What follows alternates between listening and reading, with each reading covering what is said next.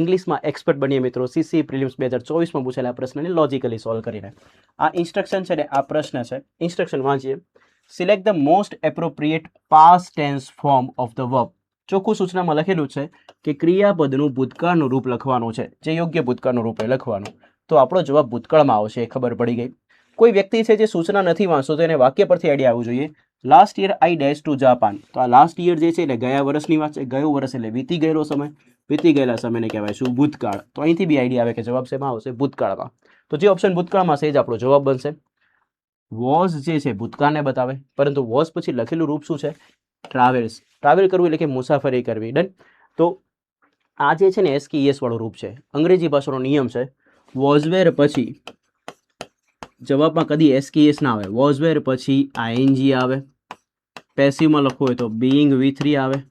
અને સાદા ભૂતકાળમાં વોઝવેર પછી પેસિવમાં લખવું હોય તો ખાલી V3 ફોર્મ આવે. બટ કદી જિંદગીમાં એસકેએસ ના આવે. તો ઓપ્શન ખોટો છે. રેડી. વિલ જે છે ભવિષ્યકાળ બતાવે. આપણે જવાબ ભૂતકાળમાં લખવાનું એટલા માટે ખોટું. મુસાફરી કરવાની ક્રિયાને કહેવાય ટ્રાવેલ કરવું, અને એનું V2 ફોર્મ થાય છે ટ્રાવેલ્ડ. અને V2 એટલે સાદો ભૂતકાળ. જવાબ બી લખવાનો છે ભૂતકાળમાં, તો આનો પૂરેપૂરો ચાન્સ છે. અને ટ્રાવેલ જે છે ને એ મુસાફરી કરવાનું મૂળ રૂપ છે. ભૂતકાળમાં મૂળ રૂપ આવે 100% આવે, પરંતુ કોના પછી આવે? તો ડીડના પછી આવે. કોના પછી આવે? ડીડના પછી. વાક્યમાં ક્યાંય ડીડ આપેલું છે ના, એટલા માટે મૂળ રૂપ આવશે નહીં. તો our best answer is option number C, travelled. હવે જો હું અહીંયા ટ્રાવેલ્ડ લખી દઉં છું તો વાક્યનું ગુજરાતી શું થાય? તો ગયા વર્ષે મેં જાપાનની મુસાફરી કરી હતી. આ આપણું ગુજરાતી થઈ ગયું. મારો પ્રશ્ન તમારા માટે છે, જો આ જ વાક્ય પૂર્ણ વર્તમાન કાળમાં હોય તો શું આવે જવાબ? કમેન્ટ કરીને જણાવો.